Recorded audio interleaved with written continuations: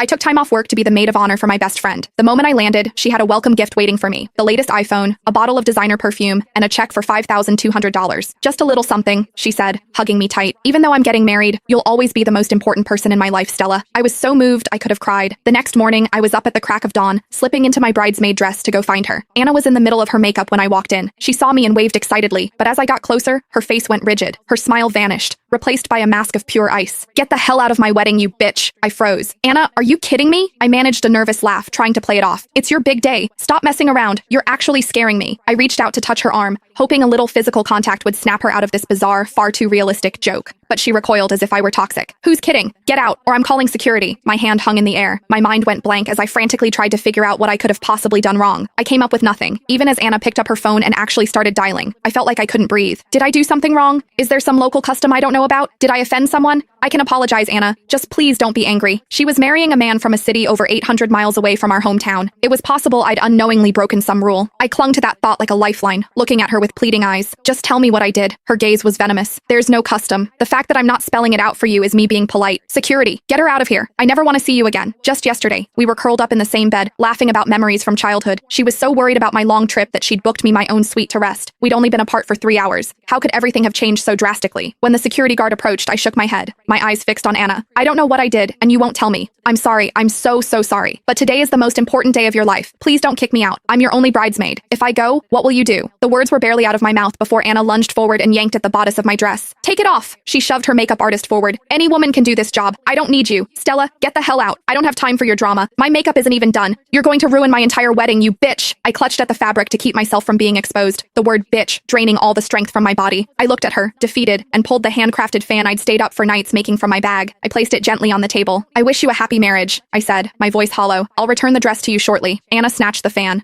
For a fleeting second, I thought it was a sign of a truce. "I worked on that for so long," I said quickly. "I even burned my fingers. It's just the style you love." The next second, she smashed it on the floor right in front of me, the delicate frame splintering into pieces. She pointed a trembling finger at the door. "Get out." Back in my room, I took off the dress and sent Anna a text. "I'm still at the hotel. If you need anything, just call me." A red exclamation mark appeared. The message failed to send. She had blocked me. I fell onto the bed, utterly defeated, the why screaming in my mind. But the only answer that came was a knock on the door. It was security, sent by Anna to escort me off the premises. I dragged my luggage through the lobby, past the large smiling photo of the happy couple, and stood shivering in the cold wind. I had to know. Even if it was the end, I deserved to know why. I called the groom. The phone connected. The man who had been nothing but polite and charming to me before suddenly spat venom. "You have the nerve to call me? Anna has the worst luck, having a slut like you for a friend. Get lost." That one word, slut, was like a key. A terrible, sickening idea began to form in my mind. Dodging security, I went back to Anna's suite.